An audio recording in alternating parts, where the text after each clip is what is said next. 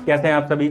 उम्मीद करता हूँ आप अच्छे होंगे, स्वस्थ होंगे, व्यस्त होंगे। मेरा नाम है अभिषेक। मैं आप सभी का अपने यूट्यूब चैनल जिसका नाम है उपवन एजुकेशन में स्वागत करता हूँ। जैसे कि आपको पता है कि मैं कक्षा 12वीं के इतिहास विषय को पढ़ा रहा हूँ, आपसे चर्चा कर रहा हूँ। इससे पहले भी हमने 2 जो वीडियो थी अपलोड कर दी थी, उम्मीद करता हूँ कि आपने देखी होंगी। और जो हमारा जो चैप्टर था उसका नाम था, हमने ईंटें, मनके और अस्थियां हम पढ़ रहे थे, हड़प्पा सभ्यता। पार्ट 3 वीडियो मैं लेकर आया हूँ आपके सामने, ये वाला। इससे पहले पार्ट 2 और पार्ट 1 मैंने अपलोड कर दिया है, आप उसे देखना अच्छे से, तभी पार्ट 3 आपको समझ में आएगा। और बाकी कुछ टॉपिक्स ये रह गए थे हमारे, इसको भी हम समझने का प्रयास करते हैं कि इन टॉपिक्स में कौन कौन से पॉइंट्स हैं जो हमें टच करने हैं, जो हमारे एग्जाम पॉइंट ऑफ व्यू से इंपॉर्टेंट हो सकते हैं। तो देखते हैं, एक एक करके नजर डालते हैं। और ईंटें, मनके, अस्थियां, हड़प्पा सभ्यता पार्ट 3 जैसे मैंने आपको बताया वो था। अब यहां पर हम आते हैं अपने क्वेश्चन पर। तो सबसे पहले यहां पर बिना टाइम वेस्ट किए हुए ओवरव्यू, मैं चाहता हूं कि ओवरव्यू दिया जाए आपको, कि ओवरव्यू जैसे कि पार्ट 1 में मैंने क्या पढ़ाया था। अगर मैं ज्यादा उसे विस्तार दूंगा तो शायद हो सकता है कि वीडियो लंबी हो जाए, तो इसलिए हल्का सा मैं बताना चाहूंगा। पार्ट 1 में हमने डिस्कस किया था कि हड़प्पा सभ्यता क्या थी, सभ्यता माने क्या होता है, हड़प्पा में ही इसकी खोज हुई थी, कौन कौन पुरातत्वविदों ने खोज करी थी, इसकी लिपि की विशेषता क्या थी, पशुपालन वगैरह कैसे होता था यहाँ पर, ये हमने सब जानने का प्रयास किया था। तो अब हम आगे बढ़ते हैं थोड़ा, और आगे बढ़ के इसको थोड़ा देखने का कोशिश करते हैं यहाँ पर, जिसका ये पॉइंट है हड़प्पा सभ्यता की कृषि प्रौद्योगिकी तकनीक। तो इसको पॉइंट को देखते हैं सबसे पहले आके। तो इसमें हम ये जानने की कोशिश करेंगे कि हड़प्पा सभ्यता जो थी हमारी, उसमें कृषि प्रौद्योगिकी और तकनीक क्या का मतलब क्या होता है। कृषि प्रौद्योगिकी से आप क्या समझते हैं? वीडियो को रोकिए और खुद से अपना जवाब देने की भी कोशिश करिए कि आपको क्या लगता है कृषि प्रौद्योगिकी क्या होता है, ये शब्द, ठीक है? या फिर कमेंट बॉक्स में लिखिए, मैं तो बताऊंगा ही, ठीक है? जैसे प्रौद्योगिकी का मतलब होता है तकनीक, यहां पे मैंने लिख रखा है। तकनीक से मतलब है आज के समय में, आधुनिक समय में हम जी रहे हैं, तो उसमें हम कृषि करते हैं तो हम कौन सी तकनीकों का इस्तेमाल करते हैं। जैसे आपने देखा होगा ट्यूबवेल वगैरह का हम इस्तेमाल करते हैं, हल जो है उन्नत प्रकार के हो गए, ट्रैक्टर वगैरह के का भी यूज देखा जाता है। तो लेकिन हड़प्पा सभ्यता में हम देखते हैं कि वो लोग कृषि प्रौद्योगिकी का किस तरह इस्तेमाल करते थे और तकनीक उनकी क्या होती थी, ये भी देखने का प्रयास करेंगे, ठीक है? तो इसमें ये टॉपिक है आपका, आपकी किताब में कृषि प्रौद्योगिकी। जितने भी मैंने यहाँ पे टॉपिक लिखवाए हैं वो सारे आपकी किताब में मिल जाएंगे। कॉपी किताब पेन लेकर बैठना जब भी बैठना लेक्चर में, क्योंकि लेक्चर में डिसिप्लिन होना जरूरी है, वरना समझ में नहीं आएगी चीजें। अब देखते हैं इसमें हड़प्पा सभ्यता की कृषि प्रौद्योगिकी तकनीक क्या थी।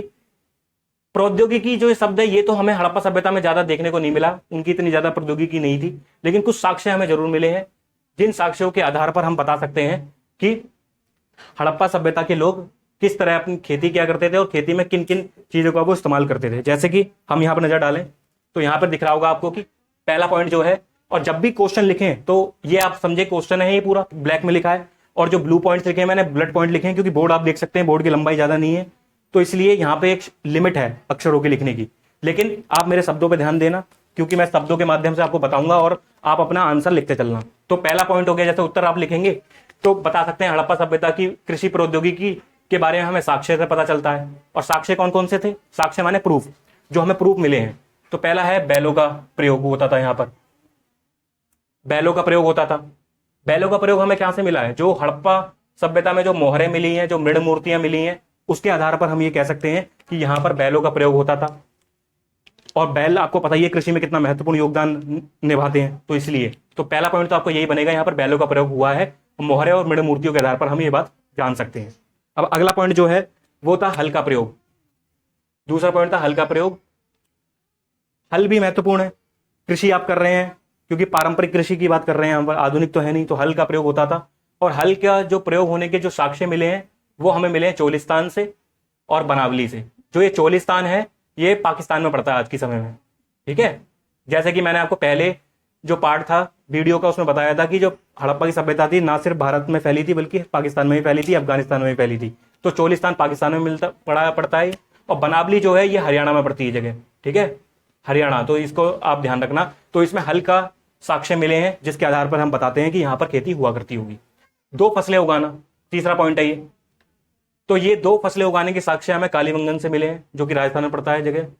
और इसके आधार पर हम देख सकते हैं यहाँ पर कि 2 फसलें उगाई जाती थी, क्योंकि यहाँ पर जो कालीबंगन में हल की जो 2 समानांतर रेखाएं देखने को मिली हैं, ठीक है? तो 2 हल की रेखाएं हमें ये बताती हैं यहाँ पर 2 फसलों का उगाया जाता था। अब चौथा पॉइंट है वो देखते हैं। ये है सिंचाई। सिंचाई आप जानते हैं कितनी महत्वपूर्ण है कृषि में। सिंचाई नहीं होगी तो फिर कृषि किस बात की। सिंचाई की जो साक्ष्य मिले हैं वो सोरतुगई से मिले हैं। एक जगह थी, हड़प्पा का स्थल था सोरतुगई, जो अफगानिस्तान में पड़ता है आज के। ठीक है, यहां से सोरतुगई से नहरों के साक्ष्य मिले हैं, नहरों के साक्ष्य। ठीक है, तो ध्यान रखना, नहरों के साक्ष्य मिले हैं, जिनके आधार पर हम बोलते हैं कि यहां पर अफगानिस्तान में सिंचाई होती थी। और दूसरा जो है, गुजरात में हमें जलाशय मिले हैं, जलाशय। तो जलाशय मिलने का मतलब यही है कि जलाशय, नहरें, कुएं हो गए। ठीक है, ये सब जो भी हैं चीजें, ये सिंचाई के लिए बड़ी महत्वपूर्ण है और इनकी जरूरत पड़ती है हमें सिंचाई के लिए। तो इन सभी आधारों पर हम कह सकते हैं कि हड़प्पा सभ्यता में कृषि हुआ करती थी, क्योंकि ये साक्ष्य हैं सारे, साक्ष्य माने प्रूफ हैं, इसलिए हम आज कह पाते हैं। तो ये था पहला आपका जो क्वेश्चन था, ये टॉपिक किताब का कृषि प्रौद्योगिकी, ये हमने समझने का प्रयास किया। अब आते हैं दूसरे प्रश्न के ऊपर। दूसरा प्रश्न है मोहनजोदड़ो की विशेषताएं। जैसे कि आप जानते हैं कि सबसे पूरी हड़प्पा सभ्यता में सबसे बड़ा शहर जो था वो मोहनजोदड़ो था। ठीक है, जिसमें मूवी भी आई थी, लेकिन वो मूवी तो खैर वो हिस्टोरिकल पॉइंट ऑफ व्यू से नहीं थी, वो तो उसमें तो कुछ और ही बातें थी, एंटरटेनमेंट के लिए थी वो। तो मोहनजोदड़ो की विशेषताएं देख लेते हैं हम। ये भी एक प्रश्न है, ये आपसे लॉन्ग क्वेश्चन पूछा जा सकता है, 8 नंबर का आ सकता है पेपर में। ठीक है, जैसे कि आपको पता है इतिहास का जो पेपर आता है उसमें 3 नंबर का क्वेश्चन आता है, जिसमें 3 पॉइंट आप लिख देंगे, और एक जो लंबे क्वेश्चन आते हैं वो आते हैं 8 नंबर के। एक क्वेश्चन 8 नंबर का होता है, वो आपको ये वाला भी क्वेश्चन मिल सकता है पेपर में देखने को, मोहनजोदड़ो की विशेषताएं। ठीक है, तो देख लेते हैं। तो मोहनजोदड़ो की निम्नलिखित विशेषताएं हैं। एक से ज्यादा विशेषता आप लिख रहे हो तो हमेशा पहला पॉइंट आप ये डालना कि इस फलाने चीज की निम्नलिखित विशेषता है। जैसे मोहनजोदड़ो है तो उसको लिख सकते हैं मोहनजोदड़ो की निम्नलिखित विशेषताएं हैं। नंबर 1 हो जाएगा ये। मोहनजोदड़ो में हम देखते हैं कि नियोजित शहरी केंद्र था। ये क्या था? नियोजित शहरी केंद्र था। नियोजित का मतलब होता है कोई भी चीज योजना बनाकर काम करना, उसे नियोजित विकास कहते हैं। जैसे तो वैसे ही नियोजित शहर, जो ये शहर था मोहनजोदड़ो, इसको बहुत ही तरीके से बनाया गया था, पूरा योजना बनाकर इसको कार्यान्वित किया गया था, इसे लागू किया गया था। इस शहर में हम 2 भाग देखते हैं। शहर 2 भागों में विभाजित था। एक छोटा था लेकिन ऊंचाई पर बना हुआ था एक इसका, और दूसरा कहीं बड़ा भाग था इसका, वो निचला था, शहर था। तो इस प्रकार हम देख सकते हैं जो मोहनजोदड़ो था वो 2 भागों में विभाजित था। एक छोटा था लेकिन ऊंचाई पर था, और एक दूसरा कहीं बड़ा भाग था, वो नीचे था, निचला भाग कहते हैं उसे। तो इस प्रकार ये एक नियोजित शहरी केंद्र था मोहनजोदड़ो का। तो ये ध्यान रखना, सबसे बड़ा हड़प्पा का स्थल माना गया पूरी हड़प्पा सभ्यता में। इस बात को आप नोट करना। और जब भी आप आंसर लिखें तो ये आपका बड़ी हेडिंग हो जाएगी, मुख्य हेडिंग, नियोजित शहरी केंद्र, और इसके अंदर आपको पॉइंट्स लिखने होंगे फिर सारे, इसको पूरा बड़ा करके। यहाँ पे तो मैंने छोटा लिख दिया है, लेकिन आपको ऐसे नहीं लिखना होगा। आपको लिखना होगा कि मोहनजोदड़ो जो था शहर 2 भागों में विभाजित था। पहला जो शहर था वो एक छोटा था लेकिन ऊंचाई पर था, दूसरा कहीं बड़ा भाग था, निचला था। तो इस प्रकार हम कह सकते हैं ये पूरा एक नियोजित शहर था, जिसे योजना बनाकर पूरा इसे क्रियान्वित किया गया था, लागू किया गया था इसे। अब दूसरी इसकी विशेषता आती है ईंटों का निर्माण। जैसे कि हमें पता है कि जो हड़प्पा सभ्यता थी उसमें ईंटों का प्रयोग हुआ है।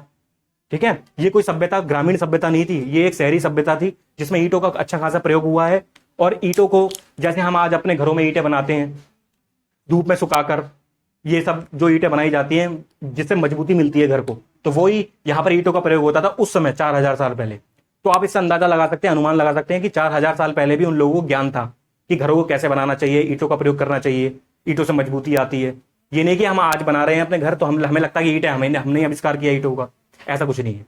ठीक है, पहले भी हो चुका था ईंटों का निर्माण, इसलिए हम देख सकते हैं। और पूरी हड़प्पा सभ्यता में ईंटों का समान अनुपात हुआ करता था। क्या हुआ करता था? समान अनुपात। समान अनुपात का मतलब है, समान अनुपात का मतलब है यहां पर कि एक ही तरह की ईंटें देखने को मिलती है। ये नहीं कि मोहनजोदड़ो की ईंटों का साइज अलग है तो हड़प्पा की ईंटें हैं उनका साइज अलग है, सबका सेम साइज हुआ करता था, निश्चित आकार था उनका। ठीक है, तो ये बात हमें ध्यान रखनी है। और जो तीसरा पॉइंट है वो है नालों का निर्माण। हड़प्पा सभ्यता में नालों का निर्माण किया गया था, नालियों का निर्माण किया गया था, सड़कों का निर्माण हुआ था। तो जो नाले थे वो ग्रिड पद्धति में बनते थे। ग्रिड पद्धति का मतलब है कि जो 2 नाले थे वो एक दूसरे को समकोण पर काटते हुए प्रतीत होते थे। तो नालों का प्रयोग होने से ये हमें क्लियर पता चलता है कि इस सभ्यता में साफ सफाई पर ध्यान दिया जाता था, अच्छे से ध्यान दिया जाता था कि घरों का जो गंदा जो जल है वो नालियों में जाए और नालियों के माध्यम से वो आगे चलकर नाले में जाकर गिर जाए। तो पूरा साफ सफाई पे ध्यान रखने वाली सभ्यता थी। और नालों को इन्होंने बहुत ही अच्छे तरीके से बनाया था। नालों के ऊपर इन्होंने जो ईंटें रखते थे नालों के ऊपर, नाले को ईंटें इसलिए रखते थे ताकि ईंटों को बिल्कुल ऊपर से बंद नहीं कर देना, ईंटों को बस रख देना जस्ट ऊपर से, ताकि ईंटों को बाद में हटाया जा सके, नाले की सफाई हो, फिर ईंटों को रखा जा सके। तो नालों को बहुत अच्छे से इन्होंने बनाया था पूरा अच्छे तरीके से। तो ये ध्यान रखना, ये तीसरा पॉइंट है इसका। और ग्रिड पद्धति इनका तरीका था ये पढ़ाने का। और चौथा पॉइंट है आपका ये गृह स्थापत्य। गृह स्थापत्य का मतलब है कि घर वगैरह जो थे इनके कैसे हुआ करते थे, उसके बारे में ये पॉइंट बताता है। चौथा पॉइंट इसे हम कह सकते हैं इसमें। घर जो था निचला शहर आवासीय भवन और आंगन हुआ करता था। इनका शहर जो था आवासीय भवन था, वो अब भवन मानते थे ये। और आंगन वगैरह हुआ करता था इनके घरों में, जैसे हम अपने घरों में देख सकते हैं आंगन है, आंगन के दो तरफ इधर कमरे हैं, तीन इधर कमरे हैं। तो आंगन में और ये काम करते थे, अपने क्रियाकलाप करते थे, जैसे कुछ भी बीनना वगैरह, कुछ फटकारना, कुछ जैसे हम आज की डेट में करते हैं, गेहूँ वेहूँ को छानना वगैरह, ये सब काम करते थे। कटाई वगैरह करना, ये सब काम आंगन में एक करते थे प्रयोग में। तो एक गृह स्थापत्य इनका था, ये देख सकते हैं। और कुएं वगैरह भी होते थे इनके घरों के पास। और कुएं इस प्रकार बनाए गए थे घरों के सामने की जो राहगीर जा रहे हैं, कोई भूले भटके जा रहे हैं घर के बाहर से, तो वो भी कुएं से पानी पी सकें अगर प्यास लगे तो इस तरह ये सभ्यता में ये कुछ उसके अभिलक्षण आ रहे हैं। और पांचवा पॉइंट हम देख सकते हैं, यहाँ पर सीढ़ियाँ थी। इनके जो घर होते थे उनमें सीढ़ियाँ भी हुआ करती थी। पांचवा पॉइंट लिख सकते हो। सीढ़ियों का मतलब है कि जैसे आज हम अपने घरों में सीढ़ियाँ बनाते हैं कि एक फ्लोर है, दूसरी फ्लोर पर जाने के लिए सीढ़ियों का प्रयोग करते हैं, तो वैसे ही इन्होंने सीढ़ियों का भी प्रयोग कर रखा था उस समय। और हमेशा हमें याद रखना है 4000 साल पहले की सभ्यता है, अभी की सभ्यता नहीं है। तो तब भी इन्हें इस बात का ज्ञान था कि सीढ़ियाँ हम बना सकते हैं, तो इन्होंने सीढ़ियाँ भी बनाई थी। तो ये इस बात को ध्यान रखना, ठीक है। और छठा पॉइंट आप लिख सकते हैं स्नानागार पे।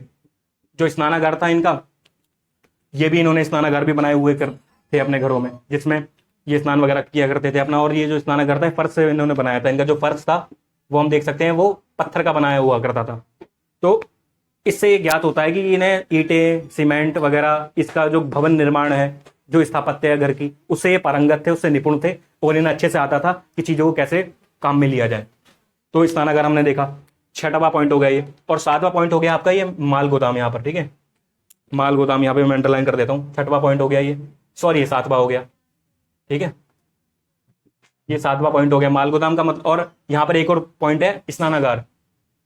तो माल गोदाम का मतलब है यहाँ पर कि जो मोहनजोदड़ो है उसमें दो, मोहनजोदड़ो में जो एक दुर्ग पाया गया है, यहाँ पर जो दुर्ग है उस पर दो संरचनाएं हैं। दुर्ग पर दो संरचनाएं हैं। संरचनाएं मतलब बनावट। पहली थी ये माल गोदाम, जिसमें ये अपना जो घर का सामान है, जैसे स्टोर हाउस होते हैं घरों में, कि घरों में सामान वामान रख देते हैं अपना, जो ज्यादा कीमती नहीं है या कीमती है, तो वैसे ही इनका माल गोदाम हुआ करता था, जिसमें ये अपने घर का सामान रख दिया करते थे। जैसे दुर्ग की संरचना हो गई, ठीक है, माल गोदाम। और विशाल संरचना थी ये, जो माल गोदाम था ये विशाल संरचना थी, बड़ा हुआ करता था, छोटे मोटे नहीं हुआ करता। तो ये पाया गया है। और दूसरी जो चीज पाई गई है वो है स्नानागार, ठीक है, स्नानागार ये पाई गई, आठवां पॉइंट, ठीक है। स्नानागार कैसा होता था, वही आंगन होता था, आंगन में होता था, आयताकार जलाशय था, रेक्टेंगल साइज में था, ये जलाशय का काम था स्नानागार का, ठीक है। और जो ये स्नानागार है ये अनुष्ठानिक स्नान के लिए प्रयोग में लिया जाता था। अनुष्ठानिक स्नान का मतलब है कोई पूजा पाठ कर रहे हैं, कोई धार्मिक कोई क्रियाकलाप अगर ये कर रहे हैं, तो उससे पहले जो स्नान किया जाता है, अनुष्ठान से पहले। अनुष्ठान समझते हैं ना आप शब्द? अनुष्ठान का मतलब है कि बड़े बड़े कोई भी यज्ञ वगैरह करने, आज की डेट में बता रहा हूँ, कोई पूजा पाठ करनी है, पद्धति कुछ भी हो, तो उसके लिए पहले जो स्नान वगैरह करते हैं अनुष्ठानिक, उसे स्नान कह देते हैं, ठीक है। तो ये हमें ध्यान रखना है। तो ये हुई इसकी विशेषता, मोहनजोदड़ो की विशेषता हुई। कम से कम ये अगर लॉन्ग क्वेश्चन आ जाए तो इन सारे पॉइंटों पे आपको लिखना होगा। पहला पॉइंट डाल के नियोजित शहरी केंद्र, इसके अंदर लिखना होगा सारा क्या होता था, ईंटों का निर्माण क्या होता था, नालों का निर्माण, स्थापत्य, सीढ़ियां, स्नानागार, माल गोदाम, स्नानागार, सब पे आपको लिखना होगा अच्छे से, तभी नंबर मिलेंगे पूरे के पूरे, वरना नहीं मिलेंगे अगर पॉइंट छोड़ दोगे आप तो, ठीक है। अब एक क्वेश्चन पे आते हैं। अब यहाँ पर एक क्वेश्चन पर आते हैं कि यहाँ पर लिखा है कि हड़प्पाई समाज में सामाजिक आर्थिक भिन्नता थी, ठीक है। ये क्वेश्चन है, आपको दिख जाएगा, आपकी जब बुक के पन्ने पलटोगे आपको मिल जाएंगे, सारे पॉइंट्स मिलेंगे जितने भी लिखे हैं ना मैंने, जितने भी मैंने लिखे हैं यहाँ पर। माफ करना, ये किताब गिर गई थोड़ी सी, इसको थोड़ा, ठीक है। तो हड़प्पाई समाज में सामाजिक आर्थिक भिन्नता कैसी थी ये भी हम देख लेते हैं इसको, ठीक है, थोड़ा। और उत्पादन केंद्रों की पहचान वगैरह, ये जितने भी मैंने टॉपिक लिखे हैं सब आपकी बुक में मिलेंगे, और बुक से मैच करते रहना। कौन क्या पढ़ा रहा है वो तो ठीक है, लेकिन अपनी भी अंडरस्टैंडिंग होनी चाहिए। पढ़ाने वाला कोई गलत तो नहीं पढ़ा रहा, अगर उसी भरोसे रहोगे तो फिर कैसे पता चलेगा। तो अपना भी चेक करते रहो, पेज के पन्ने पलटते रहो। अब एक क्वेश्चन आता है, इस पर मैं ध्यान दिलाना चाहूंगा आपको कि हड़प्पाई समाज में सामाजिक आर्थिक भिन्नता के बारे में बताइए। एक यहां पे शब्द आ रहा है सामाजिक और आर्थिक भिन्नता, इसका क्या मतलब होता है? सामाजिक आर्थिक भिन्नता आपको क्या लगता है? अब पॉज करके इसका अपने माइंड में ही जवाब दीजिए, या तो कमेंट बॉक्स में लिखिएगा कि आपको क्या लगता है सामाजिक आर्थिक भिन्नता क्या हो सकता है। तो सामाजिक आर्थिक भिन्नता का मतलब है कि समाज में रहते हैं जो लोग, उनके बीच में जो स्टेटस है, जो आज बड़ा एक शब्द चलता है स्टेटस, उनका स्टेटस कैसा है समाज में, कौन आर्थिक रूप से अमीर है, कौन आर्थिक रूप से गरीब है, और समाज में उनकी हैसियत क्या है, एक जो शब्द चलता है वो इसमें भी देखने का प्रयास हो रहा है। क्योंकि कोई भी समाज रहा हो, हड़प्पा का समाज रहा हो चाहे आज का समाज रहा हो, समाज हमेशा एक समान नहीं होता, ठीक है, यूनिलीनियर नहीं होता, सीधा नहीं होता समाज हमेशा, समझे, उसमें वैरायटीज होती हैं, उसमें विभिन्नताएं होती हैं, कोई अमीर होगा तो कोई गरीब होगा, कोई अति गरीब होगा, तो ऐसी भिन्नताएं होती है। तो इसमें भी बताया जा रहा है कि हड़प्पा समाज में सामाजिक आर्थिक भिन्नता थी क्या, अगर थी तो इसका पता कैसे लगाया जाता है पुरातत्वविदों द्वारा, क्योंकि हड़प्पा का समाज 4000 साल पहले का था, आज का तो था नहीं। कि अगर हम बोल दें कि भाई हड़प्पा के समाज का व्यक्ति कोई घूम रहा है, उससे पूछ लें भाई तेरे समाज में है भिन्नता की नहीं, वो तो पहले का था भाई, अब तो उसके अवशेष ही मिलेंगे। तो पुरातत्वविद क्या पता लगाते हैं? सबसे पहले जो पुरातत्वविद हैं वो सावाधानों का प्रयोग करते हैं। यहाँ पर एक शब्द लिखा है मैंने, सावाधानों का प्रयोग। सावाधान शब्द का मतलब होता है जो हड़प्पाई समाज में जो व्यक्ति थे, जब वो मर जाते थे, उनकी मृत जो शरीर होता था वो उसको दफन किया करते थे, जैसे हम लोग जला देते हैं, जो हिंदू जो धर्म में वो जलाते हैं, और जो अलग अलग अन्य धर्मों में वो अपनी रीति रिवाज से अंतिम संस्कार करते हैं। तो हड़प्पाई समाज में दफन करने की परंपरा थी उनकी। तो जो दफन किए हुए जो सावाधान है वो पुरातत्वविदों को खोज में मिले हैं। जब पुरातत्वविदों ने खुदाई करी तो उन्हें सावाधान मिले हैं लोगों के। एक कंकाल की एक फोटो है आपकी बुक में, जब चैप्टर खत्म होता है ना तो उसमें देखना जाकर एक कंकाल लेटा हुआ है, तो कंकाल लेटा है वो खुदाई में मिला था, वो कंकाल नर कंकाल था या मादा कंकाल था वो, लेकिन था कंकाल। तो उसमें वो सावाधान है, वो सावाधान माने गड्ढा टाइप का, कब्र टाइप का। तो सावाधान में क्या देखने को मिलता है पुरातत्वविदों को? आभूषण देखने को मिलते हैं। यहाँ से ये आ मिट गया थोड़ा, ये आ ठीक है, आभूषण हो गया, जैस्पर के मन के बहुमूल्य वस्तुएं, क्योंकि जो हड़प्पावासी थे, जो भी उनका व्यक्ति मरता था तो उसके साथ वो बहुमूल्य वस्तुएं दफन करते थे उसके साथ। उन्हें शायद ये लगता था कि इसके साथ दफन करने से इसको शायद आगे चलकर ये चीजें हेल्प करेंगी जहां भी जाएगा ये। तो ये चीजें हमें देखने को मिलती है वहां पर। और कुछ जगहों पर सावाधान जहां मिले हैं वहां पर बहुमूल्य वस्तुएं नहीं मिली हैं। तो इससे ये तब पता लगाया जाता है जहां से बहुमूल्य वस्तुएं मिल रही हैं, कीमती वस्तुएं मिल रही हैं, तो वहां पर अमीर लोग रहा करते होंगे। जब वो मरे होंगे तो उन्हीं के साथ उनकी वस्तुओं को भी दफन कर दिया। तो इससे पहला पॉइंट है सावाधानों का प्रयोग से समझते हैं। दूसरा पॉइंट, विलासिता की वस्तुओं से वो पता लगाते हैं समाज में आर्थिक भिन्नता है कि नहीं है। जैसे आपका समाज है, मेरा समाज है, हम गलियों में मोहल्लों में अपने रहते हैं, तो हम देख सकते हैं कि जिसके पास 2 कारें हैं, 3 कारें हैं, 4 कारें हैं, तो हम उसके लाइफ स्टैंडर्ड समझ सकते हैं कहीं ना कहीं कि वो हाँ ठीक है, वो एक अच्छी लाइफ एंजॉय कर रहा है, या फिर आर्थिक रूप से, मानसिक रूप से, वैसे सामाजिक रूप से मैं नहीं बात कर रहा हूँ, आर्थिक रूप से उसमें पैसा है तभी तो कार खरीद दी उसने। तो ये भिन्नताएं तो रहती हैं समाज में। तो इसलिए वस्तुएं हमें व्यक्ति की बताती हैं उसके बारे में, उसके इकोनॉमिक स्टेटस के बारे में, उसकी वस्तुएं बताती हैं घर की कि उसका इकोनॉमिक स्टेटस क्या है। तो वो याद रखना है इस बारे में। तो विलासिता की वस्तुएं खोजने का प्रयास किया है पुरातत्वविदों ने, और उसमें खोजी हैं जब वस्तुएं, जो उसमें क्या क्या मिला है, साधारण वस्तुएं मिली हैं, जिसमें चक्कियां वगैरह हो गए, मृदभांड हो गए, सुइयां हो गई।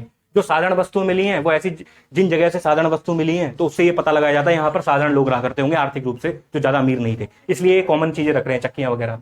और कीमती वस्तुएं हमें मिली है यहाँ पर। एक फ्योन्स है, फ्योन्स का एक लघु पात्र है, आपकी किताब में एक फोटो होगी जिसपे लिखा होगा फ्योन्स, सफेद सा होगा, वो देखना फोटो एक बार। उसमें लघु पात्र मिला, ये मिला है मोहनजोदड़ो से और हड़प्पा से। तो मोहनजोदड़ो से हड़प्पा से मिलने से ये बात की पुष्टि होती है कि यहाँ पर लोग अमीर रहा करते होंगे और यहाँ पर गरीब रहा करते होंगे, दोनों में। तो समझ में आया? क्योंकि हर समाज में अमीरी और गरीबी रहती है, अमीर लोग भी रहते हैं, गरीब लोग भी रहते हैं। तो वैसा ही हड़प्पा के समाज में भी हमें देखने को पता चलता है। तो ये 2 वस्तुओं के आधार पर हम समाज की भिन्नता जान सकते हैं, सावाधानों का प्रयोग और विलासिता की वस्तु। तो इस बात को आप ध्यान रखना जब भी आप करेंगे क्वेश्चन, ठीक है। अब आगे आते हैं, ये टॉपिक हो गया हमारा। अब एक टॉपिक की तरफ आते हैं, ये यहां पर मैंने लिख रखा है शिल्प उत्पादन के विषय में जानकारी। ये टॉपिक है शिल्प उत्पादन के विषय में जानकारी, आपकी किताब में भी होगा, आप किताब देखते रहिएगा अपनी। शिल्प उत्पादन माने क्या होता है? शिल्प उत्पादन, पहले शब्द को समझो। जो भी टॉपिक पढ़ते हो ना, उस शब्द पे थोड़ा टाइम बिताया करो, उसको समझने की कोशिश किया करो, शब्द है क्या अपने आप में, तब आगे बढ़ाओ। क्योंकि रटने वाली चीज है नहीं है, इतिहास रटना नहीं है, हमको समझना है इतिहास, ठीक है। तो इसलिए समझने की कोशिश करो, समझने पे बल दो थोड़ा। शिल्प उत्पादन का मतलब होता है कि हाथ से बनाई गया सामान, दस्तकार कह सकते हैं जिसे हम, ठीक है। हस्तकला में जो निपुण हो, जो पारंगत हो, उसे हम कहते हैं शिल्प उत्पादन में। जैसे आज आप देख सकते हैं अपने जगह भी लोहार होंगे बहुत सारे, जो लोहे को पीटते हैं, लोहे से वस्तुएं निर्मित करते हैं। सोनार हो गए, कारपेंटर हो गए, तो इस तरह के, तो उस समय भी शिल्प उत्पादन हुआ करता था, उसके बारे में जानकारी हमें कहां से मिलती है तो देखते हैं थोड़ा। तो शिल्प उत्पादन के विषय में हमें जानकारी जो मिलती है, सबसे पहले मिलता है पहला पॉइंट चंद उथड़ों से। चंद उथड़ों भी हड़प्पा का एक स्थल है। जो मैंने जो पिछली वीडियो डाली है उसमें मैंने मैप समझाया आपको। मैप इसलिए समझना जरूरी है, इस चैप्टर को आप बिना मैप के अच्छे से नहीं समझ पाएंगे, क्योंकि बार बार ये नाम आएंगे, चंद उथड़ों, मोहनजोदड़ो, लोथल, धौलावीरा, कालीबंगन, सुतकांगेडोर। तो आपको पता भी होना चाहिए कि इनकी लोकेशन कहां है एग्जैक्ट। लोकेशन नहीं पता होगी तो फिर आप रटने का प्रयास करोगे अच्छा चंद उथड़ों। अगर आपको पता अच्छा चंद उथड़ों वो पाकिस्तान में था जो, वही तो ऐसे आप कनेक्ट कर पाएंगे, कनेक्ट द डॉट वाली बात हो जाएगी। तो चंद उथड़ों में शिल्प कार्य हम देखने को मिलता है हमें, जिसमें क्या क्या था, मन के बनाया करते थे ये लोग, शंख की कटाई करते थे ये लोग, धातु कर्म करते थे, कुछ धातु बनाते थे, और मोहर निर्माण का काम करते थे, बांट बनाते थे। ठीक है, मनके की आपको फोटो दिख जाएगी। जितने भी नाम आ रहे हैं ना, मनके, शंख, मोहर, जो भी नाम आ रहे हैं, तो इनको आप सब अपने चित्र में देखना है एक बार। चित्र की जो आपकी जो चित्र होंगे उसकी आपकी इमेज होनी चाहिए माइंड में, वरना आप समझ नहीं पाएंगे चीजों को। ठीक है, तो इसलिए बांट बनाना, बांट का मतलब होता है जो तराजू में जो इस्तेमाल करते हैं आज की डेट में, जो तोलने के लिए यूज करते हैं ना, तो वही बांट हो गए, वो भी यूज करते थे बांट। अब बस फर्क इतना हमारा लोहे का था, उनका लकड़ी का होगा, क्योंकि वो लोहे धातु से परिचित नहीं थे। तो पहला पॉइंट हो गया, चंद उथड़ों से शिल्प कार्य मिले हमें सारी। और दूसरा पॉइंट है मन के निर्माण में प्रयुक्त पदार्थ। मन के तो ये बना रहे हैं, तो मन के जो बनाते थे ये, उसमें कौन कौन से पदार्थों का प्रयोग करते थे, कौन कौन से पत्थरों का यूज करते थे, तो वो देख लेते हैं थोड़ा सा। पहला है कार्नेलियन का पत्थर था एक, ठीक है। दूसरा था जैस्पर, स्फटिक हो गया, ठीक है। और पढ़ेंगे तो और भी पत्थरों के नाम आएंगे, आदि वगैरह। ठीक है, तो ये मुख्य पत्थर थे इनका, जिनका इस्तेमाल करते थे मन के बनाने में। ठीक है, तो इस बात को आप ध्यान रखना। और तीसरा पॉइंट है इसमें नागेश्वर और बालाकोट। ये दो इलाके और आते हैं इसमें स्थल हड़प्पा के, नागेश्वर और बालाकोट, जो कि समुद्र तट के किनारे थे। समुद्र तट के किनारे थे, और समुद्र के किनारे जो भी जगह होंगी वहां उसे समुद्र से होने वाला लाभ प्राप्त होगा। जैसे समुद्र शंख मिलते हैं इन्हें, शंख वगैरह होते हैं जो कथा वगैरह में जो बजाए जाते हैं शंख, तो वो शंख इन्हें प्राप्त होते थे समुद्र के किनारे होने के नाते। और शंख की बनी वस्तुओं का ये लोग प्रयोग करते थे। ठीक है, शंख से बनी वस्तुएं बनाते थे, और भी चीजें बनाते थे, चूड़ियां वगैरह हो गई, ये भी इन्होंने बनाई। तो इससे हमें पता लगता है कि यहाँ पर शिल्प कार्य हो रहा था, बालाकोट हो, नागेश्वर हो, और ये सब मैप में मैंने भरवाया पिछली वीडियो में, वो जरूर देखना। और चौथा पॉइंट है इसमें चंद उथड़ों और लोथल, जो ये दो हड़प्पा के स्थल थे, चंद उथड़ों और लोथल, ये मोहनजोदड़ो और हड़प्पा से व्यापार करते थे। ठीक है, तो ध्यान रखना इस बारे में। मोहनजोदड़ो हड़प्पा से ये लोग क्या करते थे, व्यापार करते थे। तो ये हड़प्पा सभ्यता का आंतरिक व्यापार भी हुआ करता था। जो पिछली वीडियो मैंने डाली है उसमें मैंने आपको दिखाया था कि हड़प्पा सभ्यता का मेसोपोटामिया से व्यापार था, हड़प्पा सभ्यता का बहरीन से व्यापार था, हड़प्पा सभ्यता का ओमान से व्यापार था। तो ये चीजें चल रही थी, तो लेकिन इनका आंतरिक व्यापार भी हो रहा था। जैसे मोहनजोदड़ो का हड़प्पा से, हड़प्पा मोहनजोदड़ो का लोथल से, चंद उथड़ों का इनसे, तो आपस में व्यापार कर रहे थे। अब आगे आते हैं, तो ये शिल्प उत्पादन के विषय में हमें जानकारी मिलती है इन पॉइंट से, तो इनको पढ़ लेना, अच्छे से समझ लेना। अब आगे आते हैं, आगे देखते हैं। अब थोड़ा सा एक और क्वेश्चन है, उत्पादन केंद्रों की पहचान। उत्पादन केंद्रों की पहचान पे आते हैं, थोड़ा सा ये भी देख लेते हैं। प्रस्तर पिंड, उत्पादन केंद्र का मतलब है कि जो ये उत्पादन होता था शिल्प उत्पादन, इसकी पहचान कहां से हुई है, हमने कैसे चिन्हित कर लिया कि इस जगह से शिल्प उत्पादन हो रहा है। तो जहां भी शिल्प उत्पादन होता है तो वहां से कुछ ना कुछ चीज जो है शेष रह जाती है वो। ठीक है, तो इस बात को ध्यान रखना आप। जैसे प्रस्तर पिंड रह गए, वहां पे बड़े बड़े चीजें, पत्थर वगैरह रह गए, पूरे शंख देखने को मिलते हैं वहां पर हमें, तांबा वगैरह की जो वस्तुएं बनती थी, तांबा रह गया थोड़ा बहुत, कच्चा माल वगैरह, औजार वगैरह मिल गए वहां से थोड़ा, और कूड़ा करकट मिल गया, अपूर्ण वस्तुएं मिल गई। ये सब अच्छे संकेतक होते हैं। कहने का मतलब है कोई भी सामान होता है, जैसे लोहार आपकी कुछ बना रहा है, तो वो जो भी वस्तु बनाता है लोहे से, उसके बाद कूड़ा करकट उसका बच जाता है, वेस्ट प्रोडक्ट वहीं पर रह जाता है। तो उसी वेस्ट प्रोडक्ट को इन्हें खोजने की कोशिश की है, और उन्हें बहुत चीजें वहां पर मिल गई हैं। तो उससे क्लियर हो गया कि ये जगह पर ये कुछ ना कुछ उत्पादन किया करते थे, ये सारी चीजें उन्हें मिली वहां से, कुछ जगहों से। तो ये हो गया हमारा एक क्वेश्चन। अब अगले क्वेश्चन की ओर आते हैं, जो हमारा लास्ट क्वेश्चन से पहले एक क्वेश्चन है, विनिमय बांटों का प्रयोग। विनिमय बांटों का प्रयोग, तो ये हमें देखना है, विनिमय बांटों का प्रयोग। यहां पे एक शब्द आ रहा है विनिमय। विनिमय का मतलब क्या होता है, विनिमय का मतलब होता है लेन देन करना, एक्सचेंज करना। जैसे आपके पास आज रुपए हैं तो आप जाते हैं दुकान पे तो कुछ भी चीज खरीद लाते हैं, तो वैसा है, तो विनिमय करना। तो ये देखते हैं इसे, तो ये क्या क्या करते थे। और यहाँ पे एक शब्द आ रहा है बांट। बांट माने तराजू होता है, जो बांट यूज करते हैं उसके लिए। तो इनके पास भी बांटे वगैरह होती थी, तराजू से अवगत थे, तराजू बांट जानते थे ये लोग। तो छोटी बांटे इनके पास थी, जो आभूषण और मन के बनाने के लिए यूज में आती थी, तोलने के लिए। आभूषण है उसे तोल रहा है, उस अनुपात में वो दे रहा है उसको, सामने वाले को। तो ये बात हो गई। और जो इनकी बांटे थी वो 1, 2, 4, 8, 16, 16, 32 और 1280 के क्रम में चलती थी इनकी बाटें, ये ध्यान रखना है हमको, ठीक है। तो ये हो गया ये वाला क्वेश्चन। अब जो है इसमें लास्ट क्वेश्चन और बच रहा है मेरे ख्याल में, ये तो हो गया, ये हो गया, सब हो गया इसमें। हाँ, एक क्वेश्चन बच रहा है, ये सॉरी ये वाला मैं भूल रहा था बार बार से, मोहरे और मुद्रांकन, ठीक है। मोहरे जो थी वो किस रूप में प्रयोग में ली जाती थी?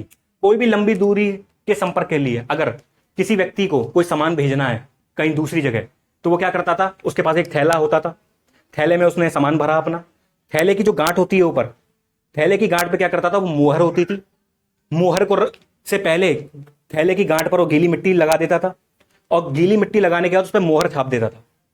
मोहर छाप देने से क्या हो जाता है कि ये पता चल जाता है हमें कि वो मोहर छप गई उस थैले पर। अब उस थैले को हम जिस व्यक्ति को पहुंचाना चाहते हैं उस तक पहुंच जाए। अगर बीच में उस मोहर के साथ छेड़छाड़ किसी ने करी है तो इसका मतलब है वो थैला के साथ छेड़छाड़ हुई है। तो इसमें मोहर और मुद्रांकन का वो इस्तेमाल करते थे। जैसे आज की डेट में सील्ड बंद लिफाफे का प्रचलन चल रहा है कि कोई भी लिफाफा होता है सील बंद होता है। सील बंद हम क्यों करते हैं? सील बंद करने का मतलब है जिस व्यक्ति को हम भेजना चाहते हैं उसको ये लिफाफा सील बंद स्थिति में ही मिले। अगर सील पहले से खोल ली गई है तो इसका मतलब है लिफाफा छेड़छाड़ हुई है लिफाफे के साथ। उसी प्रकार ये करते थे कि मोहरों का मुद्रांकन मार देते थे थैले के ऊपर, थैले के ऊपर गीली मिट्टी से उसकी छाप छोड़ देते थे। तो उसी प्रकार ताकि उस पर सील बंद हो जाए, वो उसका मतलब हो किसी ने अभी उसे ओपन नहीं किया है, जिस व्यक्ति को पहुंचना चाहिए उस तक पहुंच जाए वो। तो ये मोहरे और मुद्रांकन का प्रयोग होता था, लंबी दूरी के संपर्क के लिए फायदेमंद होती थी। तो ये हमने देखा। अब अंतिम क्वेश्चन पे आते हैं हम इस चैप्टर का। जो अंतिम क्वेश्चन है प्रसाद तथा शासक, एक टॉपिक है आपका किताब में, आप देखना प्रसाद तथा शासक एक टॉपिक है। तो इसमें क्या हुआ है बेसिकली कि मोहनजोदड़ो जो था सबसे बड़ा शहर, मोहनजोदड़ो में विशाल भवन मिले हैं जिसे प्रसाद की संज्ञा दी गई है, ठीक है। और बड़ी मूर्तियां मिली हैं जो पुरोहित राजा को मेसोपोटामिया में मिली हैं। वो जो सॉरी ये ऊपर ही चला गया इसके, ठीक है, मेसोपोटामिया, ये थोड़ा ढक गया है तो याद रखना, मेसोपोटामिया की बात कर रहे हैं, ठीक है। मेसोपोटामिया में भी, ठीक है। जो विशाल भवन मिले हैं मोहनजोदड़ो में, विशाल भवन मिलने से क्या है, पुरातत्वविदों ने ये जानने का प्रयास किया है क्या यहाँ पर कोई शासक रहता था क्या, कोई राजा रहता था क्या। इतनी बड़ी सभ्यता थी यहाँ पर, जब विशाल भवन मिला है तो वो हो सकता है उसे प्रसाद की संज्ञा देकर वो कह रहे हैं कि हो सकता है यहाँ पर राजा रहता हो। कोई इतनी बड़ी सभ्यता है, कोई ना कोई राजा वाजा तो होगा। तो ये इस पे अभी जो है उनके मन में बहुत सारी विभिन्नताएं, अभी क्लियर कट अंडरस्टैंडिंग नहीं है। तो इस पर हम क्या देखते हैं, और एक बड़ी मूर्ति भी मिली है। प्रसाद तो मिले, बड़े विशाल भवन है जिसको प्रसाद कहा, और एक बड़ी मूर्ति मिली है जिसको पुरोहित राजा कहा जा रहा है। इसमें आप ये चित्र दिखाया गया है आपकी किताब में, वो देखना आप। और जो पुरोहित राजा की जो कॉन्सेप्ट है ये मेसोपोटामिया से आता है। मेसोपोटामिया में भी इस तरह की मूर्तियां मिली हैं राजाओं की, तो उसे वो लोग पुरोहित राजा कहते थे। तो हमारे यहाँ भी मिली मोहनजोदड़ो में, तो हमने भी उसे पुरोहित राजा कहा। तो ये ध्यान रखना। लेकिन इसमें क्या है, अब कुछ जो पुरातत्वविद हैं उनके मन में विभिन्नताएं हैं, उनके मतों में विभिन्नता है। कुछ पुरातत्वविद कहते हैं कि हड़प्पाई समाज जो था उसमें शासक नहीं थे, सामाजिक स्थिति समान थी। पहला पॉइंट कि जो हड़प्पाई समाज था उसमें कोई राजा वाजा नहीं था, ठीक है, कोई राजा नहीं होता था। जो समाज था वो समान था, जो सामाजिक स्थिति थी वो बिल्कुल समान हुआ करती थी। समान का मतलब है सब लोगों की स्थिति समान थी। कुछ पुरातत्वविद मानते राजा नहीं था, लेकिन कुछ पुरातत्वविद कहते हैं नहीं, यहां पर शासक हुआ करता था, ठीक है। कुछ पुरातत्वविदों का मानना है कि हड़प्पाई समाज में शासक होता था, जैसे मोहनजोदड़ो हड़प्पा में, क्योंकि इन पुरातत्वविदों का मानना है कि मोहनजोदड़ो बहुत बड़ा शहर था, हड़प्पा बहुत बड़ा शहर था, तो इतने बड़े शहर को कोई ना कोई तो शासन कर ही रहा होगा इतने बड़े शहर पे। तो कुछ का मानना है कि शासक थे, राजा थे। अब कुछ पुरातत्वविद कहते हैं कि नहीं, एक ही राज्य था और पुरावस्तु में समानता थी और जटिल निर्णय समुदाय द्वारा नहीं। कहने का मतलब तीसरे पुरातत्वविद कह रहे हैं कि इतनी बड़ी सभ्यता थी, वो उसमें एक ही राज्य रहा होगा, ये एक ही राज्य का ये सभ्यता रही होगी, क्योंकि पुरावस्तुएं समान है। ईंटों का प्रकार देख ले, मृदभांडों का प्रकार देख ले, आप सब चीजें समान मिल रही हैं। मोहनजोदड़ो में जो ईंटें मिल रही हैं वो हड़प्पा में मिल रही हैं। तो समान चीजें मिलने का से ये निष्कर्ष निकाला जाता है कि यहाँ पर एक ही राज्य रहा हो ये पूरा, और उसको एक ही राजा द्वारा शासन किया हो। तो ये हमको इस बात को ध्यान रखना है आपको, ठीक है। और जटिल निर्णय समुदाय द्वारा नहीं लिए जा सकते। जो जटिल निर्णय होते हैं वो समुदाय नहीं ले सकता। जैसे आज हमारे देश में का जो भी मुद्दा होगा महत्वपूर्ण, वो सरकार लेती है, वो बात अलग है, सरकार हम चुनते हैं, लेकिन लेते भी सरकार ही है डिसीजन। उसी प्रकार वहां पर भी जो राज्य था वो निर्णय लिया करता होगा, ये पुरातत्वविद मानते हैं। तो इसको भी लेकर प्रसाद और शासक वाला जो पॉइंट है, इसको भी लेकर पुरातत्वविदों के मन में बहुत विभिन्नता है। कुछ मानते हैं शासक था, कुछ कहते हैं नहीं था शासक, और कुछ कहते हैं राज्य था ये तो बहुत बड़ा। तो और तीसरी वाली जो परिभाषा एक ही राज्य था, इसको थोड़ा ज्यादा फोकस किया जाता है। अभी भी क्लियर नहीं है था क्या, ये अनुमान ही लग रहा है सबका, क्योंकि इतिहास में कोई क्लियर कट अंडरस्टैंडिंग नहीं होती, सब अनुमान, बहुत हद तक अनुमान पे भी आधारित होता है। ये चीजें कुछ बताई जाती है अनुमान लगाकर, जैसे अनुमान ही लगाया जा रहा है, अभी क्लियर नहीं है। तो ये हमने देखा सारे पॉइंट्स। हड़प्पा सभ्यता की कृषि प्रौद्योगिकी तकनीक देखा, पहला पॉइंट। दूसरा मोहनजोदड़ो की विशेषताएं देखा हमने। तीसरा देखा कि हड़प्पाई समाज में सामाजिक आर्थिक भिन्नता थी। चौथा देखा हमने शिल्प उत्पादन के विषय में जानकारी। और पांचवा देखा हमने उत्पादन केंद्रों की पहचान। छठवां देखा विनय वाटों का प्रयोग। सातवां देखा प्रजातंत्र शासक। और हाँ, इसमें कुछ पॉइंट पढ़े हमने, ठीक है, तो ये याद रखना इस बारे में। तो ये हो गया आपका कंप्लीट पूरा। मैं हट जाता हूं 2 मिनट के लिए, स्क्रीनशॉट आप ले लेना यहां से। अच्छे संकेत हो गए। ये मिटा दूं क्या, इसे मिटा दूं, रब कर दूं क्या? ये पॉइंट डाल दिए थे मैंने, ठीक है, तो लिख लेना इसे, ऐसे छोड़ देता हूं यहां पर। तो ये सारा हो गया हमारा कंप्लीट। और एक चीज और मैं बताना चाहूंगा यहां पर, इसका पहले आप स्क्रीनशॉट ले लो एक, अगर लेना है आपको तो इसका एक स्क्रीनशॉट खींच लो, जिससे आपको थोड़ी आसानी हो जाए इसमें। इसका आप स्क्रीनशॉट ले लो। हाँ, स्क्रीनशॉट इसलिए मैं हट गया हूं फ्रेम से, क्योंकि आप स्क्रीनशॉट ले लें आसानी से, और जब भी वीडियो देखें तो उसे जूम कर लें, क्वालिटी उसकी वीडियो बढ़ा लें, क्योंकि बोर्ड थोड़ा छोटा है, टॉपिक बड़ा है, तो इसलिए सारे टॉपिक कवर करना तो थोड़ा छोटा तो लिखना ही पड़ेगा हमको, तो इसलिए जूम कर लें और किताब कॉपी लेकर बैठे साथ में। और एक और चीज मैं थोड़ा सा मिटाना चाहूंगा यहाँ पर मैं डस्टर कहाँ गया था यार, कपड़ा रखा था थोड़ा सा, यहाँ पर मैं कुछ लिखने का मेरे को दिख जाएगा। चलो यहाँ पर एक चीज और लिखना है, यहाँ पर एक चीज लिख रहा हूं मैं यहाँ पर, DW एक डॉक्यूमेंट्री है यूट्यूब पर, ठीक है, DW। इसमें आप जब लिखोगे ना मोहनजोदड़ो तो आ जाएगी, मोहनजोदड़ो जब लिखोगे तो ये खुलकर आ जाएगा चैनल ये। तो इसको आप देखना, एक 13 मिनट की है कम से कम, बहुत इंपॉर्टेंट है। DW की डॉक्यूमेंट्री है मोहनजोदड़ो पर, हिंदी में यूट्यूब पे लिख देना DW मोहनजोदड़ो हिंदी में, तो आपको मिल जाएगी। 13 मिनट की है। इसमें दिखाया गया है कि जो आज का जो मोहनजोदड़ो है, जो उस समय था 4000 साल पहले, उसकी स्थिति कैसी थी, ठीक है, आज कैसी स्थिति है, आज कितनी बुरी हालत में आ गया है मोहनजोदड़ो। इसकी ईंटें वगैरह हैं सब नष्ट हो गई हैं, जो आसपास के लोग हैं वो सब चुरा उरा के ले गए, तोड़ दाड़ दी ईंटें, इसके साथ बहुत ज्यादा खराबी हो गई है। तो इसको पूरा उस वीडियो में दिखाया गया है। जो भी व्यक्ति वहां पर गए हैं, विजिट किया है इन्होंने मोहनजोदड़ो को, तो उन्होंने दिखाया ये आज की इसकी हालत क्या है, आज कैसी इसकी दुर्दशा हो गई है। तो इसको आप जरूर देखना डॉक्यूमेंट्रीज का, क्योंकि इतिहास को जब आप मूवी से, डॉक्यूमेंट्री से जब आप देखेंगे तो आपको बहुत अच्छा लगेगा। इतिहास को सिर्फ आप किताब से पढ़ेंगे, चित्र नहीं देखेंगे तो आपको इतिहास में रोचकता नहीं आएगी। और मैप वगैरह आपको देखना है, ठीक है। और फेसबुक वगैरह पे हमारा जो चैनल है उपवन एजुकेशन, उसको लाइक वाइक कर लेना पेज पर, मैं डिस्क्रिप्शन में लिंक भी दे दूंगा उसका, ताकि कोई भी हम कंटेंट डालें तो अपने फेसबुक पेज पे हम डालेंगे, जिससे आपको सीधा मिल जाए। क्योंकि यहाँ पर अपने यूट्यूब चैनल पे मैं किसी मूवी का, किसी डॉक्यूमेंट्री का लिंक नहीं शेयर कर सकता आपके साथ, क्योंकि स्ट्राइक वगैरह आ जाती है यूट्यूब चैनलों पर। अगर किसी का हम कंटेंट डालते हैं तो उसकी स्ट्राइक आ सकती है, तो इसलिए मैं फेसबुक पे वो अपलोड किया करूंगा टाइम टू टाइम। तो ये ध्यान रखना, मैं, मेरा दोस्त सब करेंगे अपलोड। तो ये हो गया आज के लिए, इतना ही रखते हैं फिर, ठीक है। कोई भी इसमें डाउट हो तो आप बताना कैसा लगा आपको, ठीक है। लेक्चर मेहनत पसंद आई या नहीं आई, अच्छा लगा, बुरा लगा, ठीक लगा, आप अपनी फीडबैक देना कमेंट बॉक्स में लिखकर, ठीक है। और अच्छा लगे तो लाइक करना, नहीं आए तो डिसलाइक करना, शेयर करना, सब्सक्राइब करना और करवाना अपने दोस्तों के साथ। और इसको अच्छे से पढ़ लेना, बार बार कॉपी किताब लेकर बैठा करो, डिसिप्लिन होकर पढ़ा करो, क्योंकि ऑनलाइन का एक घाटा मुझे लगता, फायदे बहुत है ऑनलाइन के, लेकिन घाटा एक ऑनलाइन का ये है कि इसमें जो पढ़ा रहा है वो आपको देख नहीं सकता। आप देख सकते हैं उसको, लेकिन वो नहीं देख सकता आपको, ठीक है, जैसे हम पढ़ा रहे हैं। क्योंकि आप पढ़ रहे हैं या लेट के देख रहे हैं वीडियो या बैठ के देख रहे हैं, पता नहीं, हमें ढंग से नहीं बैठोगे, ढंग से लिखोगे नहीं तो नहीं होगा, इसको नहीं कर पाएंगे। तो आज के लिए फिर इतना ही रखते हैं। और एक चीज और, अगला जो पार्ट होगा वो भी मैं लाऊंगा जल्द से जल्द। और इससे पहले 2 पार्ट मैं डाल चुका हूं अपने चैनल पर, यूट्यूब पर, पार्ट 1 पार्ट 2, वो जरूर देखना। वो नहीं देखोगे तो ये समझ में नहीं आएगा पार्ट 3, और एक आधी और पार्ट आएगा इसके बाद, ये चैप्टर खत्म हो जाएगा आपका पहला। तो आज के लिए इतना ही रखते हैं। Thank you for watching, have a nice day.